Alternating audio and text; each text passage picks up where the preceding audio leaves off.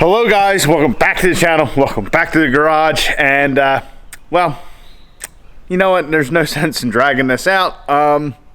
You guys saw the title of the video, and well, oops, I did it again. So oops, I did it again, baby. Yeah. So yeah, we bought another Dodge truck, so that makes 1, 2, 3, 4, 5, 6, and then there's 2 Dakotas up there, so that's 8. We have eight Dodge trucks. So unlike the blue one, the yellow one over there, and old Moby Dick right there, this one has the old Cummins turbo diesel. So yeah, I bought another truck. I don't know what to tell you guys. Just saw this truck. It came up on OfferUp. OfferUp is an app like Let Go, which basically are just app versions of Craigslist, kind of. Yeah, I kind of periodically search all that stuff for different trucks, Dodge trucks, Cummins trucks. Everybody always searches. Cummins is a good one. You know, throw the G in there to try and find stuff. Truth is, I have been trying to find a cheap Cummins truck. So we bought the yellow truck over here. We bought this first gen gas truck, honestly, kind of on a whim. And I have been having a hard time trying to get really excited about this thing. It's just something about it, whether it's I think it's really just accumulation of all the stuff, like the body damage over here. The floors are a bit rotten. You know, the rot up here is starting to get bad, and you know, it's just, I thought about, you know, LS swapping it, Cummins swapping it, something along those lines, and I don't know what it is. I can't just get into it and decide what I want to do with the thing. Honestly, if somebody would offer me what I paid for it, or you know, maybe more, a little more probably, because now it actually starts, I'd probably just get rid of it. Like I said, I just can't get into the project. So honestly, the yellow truck might be going. Moby Dick needs to go. This truck does not start. I've actually been trying to get it to start because I would like to do a video where we just blow up the old 4.7. So if we get her to start, it would be the last time that it starts. But if anybody is local to like the Lancaster County area, the hood on this thing is still good. The fenders are, you know, we got a little ding right there and one on the door, but the fenders and the doors aren't rotten. The bed is not in too bad a shape. We got some rot starting over the wheel well there. Tailgate is shot. The topper, the cap is not bad. Like I said, bed is not in terrible shape, and the doors are in pretty good shape. Fender over here is all right. So honestly, before I get rid of this thing, if anybody needs any parts, shoot me an offer, DM me on Instagram, whatever. Moby Dick has a lot of good 3rd gen parts. Yes, it is a 1500, but all the body stuff will work, because as soon as the world opens up, we need to get rid of Moby Dick, take it to the scrap yard or whatnot, because really it's not really worth anything. But if you guys need a door or something, let me know. So like I was saying, that whole little thing talking about these 2 gas trucks, can't really get into those projects. So been looking for another Cummins truck because that's kind of my passion. You know, Veronica here will always be the first love as far as trucks go, but the diesels are really my thing, like our race truck and Caitlin, which we have to talk about her too, which Caitlin is going bye-bye eventually. But, you know, I just, you know, diesel is kind of my thing, and I want to, you know, broaden my horizons as far as that goes. So that's why I've been looking for a cheap Cummins truck. So this is the cheapest Cummins truck I could find, and honestly, for a 2nd gen truck, it's not bad. I picked this thing up for $2,500. It is a 2-wheel drive truck, but as far as 2nd gens go, typically you see the market, people are out of their minds. You will see a truck like this that is 4-wheel drive, completely rotted all to crap, and guys want $7 grand for it. Doesn't make any sense. So we'll get this thing off the trailer, we'll go over the truck, and also talk about Caitlin. Yes, well, we'll just talk about Caitlin right now. So this is likely to be the last time Caitlin ever tows anything, which the last time she towed was the yellow truck, and that just didn't turn out too well as it destroyed our transmission, but it was going to happen either way. So we are getting rid of Caitlin. Like I said, we put her back to stock so we can trade her in on something brand shiny new. But that's where this whole comes in. This is the first time I've towed with this truck in quite a few years that it has been back to stock. So before, truck was tuned and deleted, all that kind of stuff. And the truck has more than enough power to tow in this factory form. The problem comes with the factory tuning. So even though we just had this standard cab truck on there, two-wheel drive truck, this truck just, the shift strategy from the factory is so terrible. You have to manually downshift it because, you know, it doesn't, you know, the thing wants to lug even in tow haul, and it doesn't know what gear it wants to be, and when it finally decides on a gear, it just seems like it's the wrong one. It's too high a gear. Chrysler, the 68 RFE is trash, in my opinion. But you could at least make it seem okay, you know. Don't, you know, when you program these things to shift, you could at least do them a little bit of a favor, make it seem like it, hey, you know, this transmission shifts good at least. No, they're terrible. That being said, it is a 2012. The 10 to 12 trucks are definitely probably some of the worst as far as the 4th gens go. The 13 and ups are a little better, but it's just something annoying that I noticed while I was towing this thing with that thing back to factory. So let's get this thing off the trailer and we will talk about what you guys are here to see, and that is the new to us Cummins truck.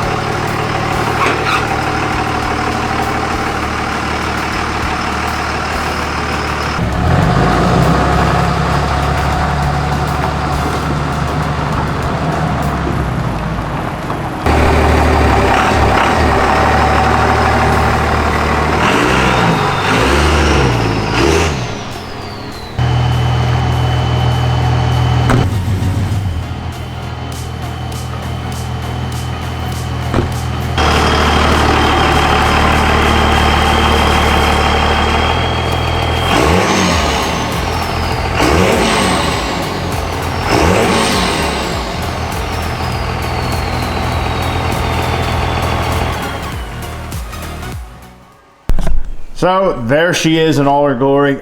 Starts right up. Now it is warm. The guy, when I went to go look at the truck, wanted to meet at like a Walmart parking lot, and I can appreciate that for some fact. Like, I don't want anybody coming here to the house to look at stuff. So it was warm when we got there, but everything seemed up on the up and up.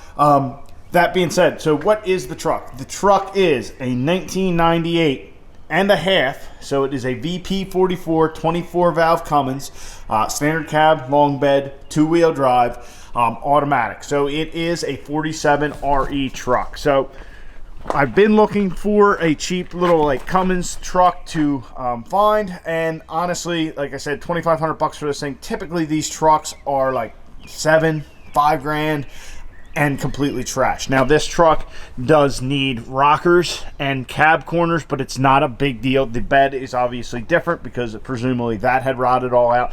The frame is in good shape though. And the doors, surprisingly, the doors are in good shape. That being said, the passenger door latch over here is broken, which the guy pointed out to me.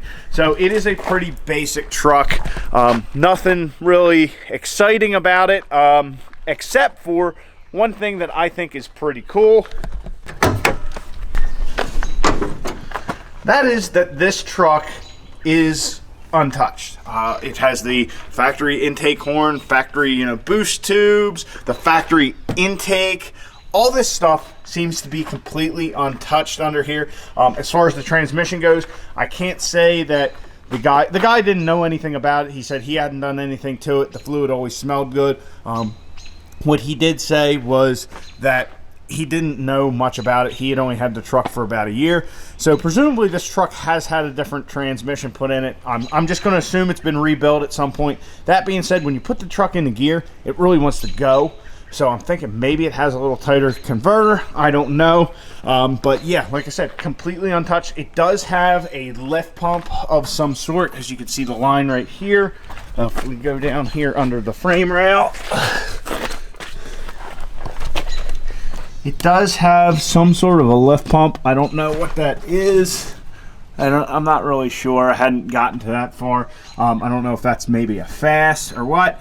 But it does have a little bit of a lift pump. So this is going to be a very big learning process for all of us, or at least for me. I've never dealt with one of these trucks. That being said, I do have my own gas second gen. So when it comes to stuff in the interior, I know a little bit. And the interior is not even all that bad. Like I said over there, the door handle doesn't work, but we can fix that. The headliner, as you can see, he had put a Jolly Roger of some sort up there because it needs a headliner. And as everybody knows with these trucks, if it's got a dash mat, it's not good. So I just asked the guy. I didn't even bother looking. I said, dash cracked? He says, yeah, there's not much left. So I wasn't really worried about that. But yeah.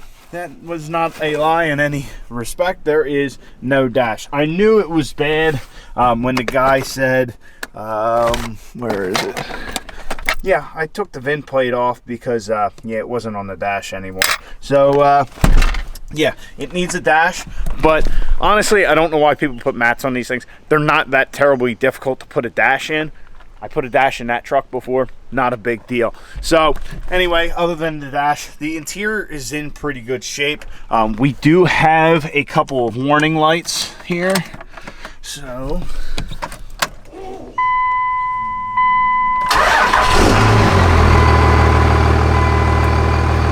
if we turn it on, it does have a check engine light, which I think he said is something with the block heater. Also the brake light and the ABS light are on.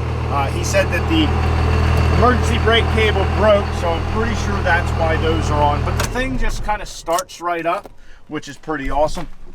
So yeah, so that is our new 24 valve Cummins. So I'm pretty excited about it. Like I said, I couldn't get into the yellow truck for whatever reason, whether it's because it's got the carburetor and the 255 or 225 in it.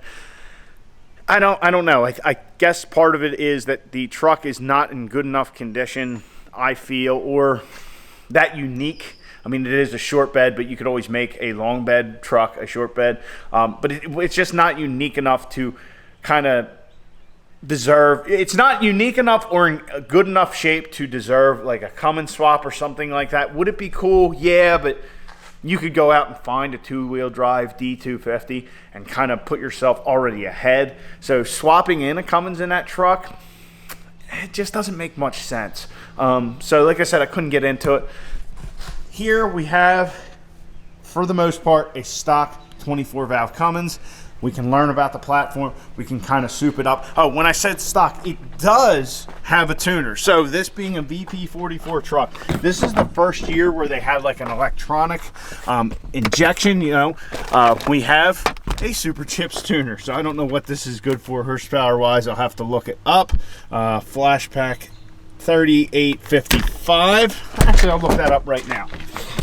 All right, so according to the Extreme Diesel website, apparently that programmer can add up to like 60 horse in this thing, which doesn't sound like a lot, but when you think of it, these trucks came with what, like 200, 215 horsepower, something like that. So 60 horse, that's a quarter gain. I mean, that's pretty impressive, especially for the era. But it does have that Super Chips. Other than that, and the lift pump, this thing is stock. So I want to learn how to kind of take this from a stock platform and make it into something a little more. If the track was open, I would definitely take it as is to Cecil, see what it ran, then bump the tuner up, see what it ran, and do that. I just want to kind of go over this truck and learn about the whole VP44 platform and that whole setup. We know a lot about the common rail setup. I'm not going to say I'm an expert at all on the common rail, but I know more about that than any other platform.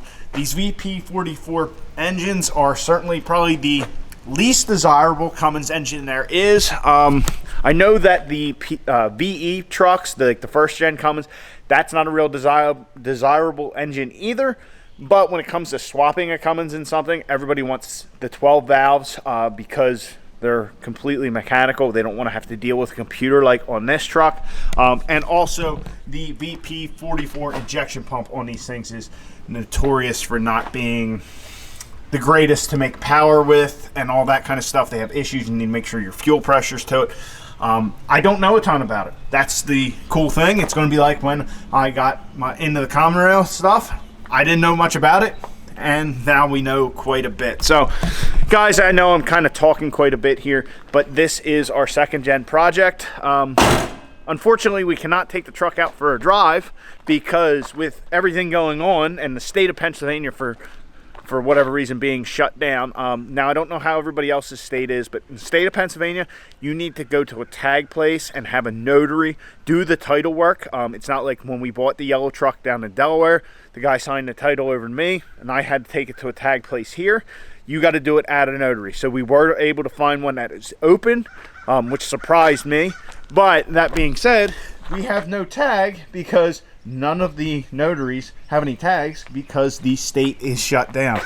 That's the other thing. Our tailgate doesn't latch, but that can be repaired. So we don't have a tag for it. Also, we don't have insurance, so we can't take this thing out for a rip. We drove it around the parking lot there, and like I said, this thing just wants to go. Yeah, so I'm excited. I hope you guys are too. And yeah, so put down in the comments what you guys think about this thing. Let me know what you think we should do to it, what we should do first. I want to kind of gradually build the truck, not do what we did with this thing and just kind of go skip a bunch of steps. You know, normal people go from like a stock 300 horse truck to like a 600 horse truck to an 800 horse truck and then maybe 1,000. We went from like a stock truck that was tuned and deleted to 1,000 horsepower. Now we're going for 2. We're not going to do that. We're just going to kind of bump this thing up slowly and take it in steps and see how the changes are. So, like I said, comment down below what you think. And if you stayed and watched the video and listened to me talk for this time, I'm going to pump that tuner up all the way, rev her up, and see if she'll throw a little smoke just because. So, thanks for watching, guys. I hope you enjoyed, and I hope you're excited. Please like the video, subscribe down below. Catch you guys on the next one. Get out in your garage, get the wrenching on your truck.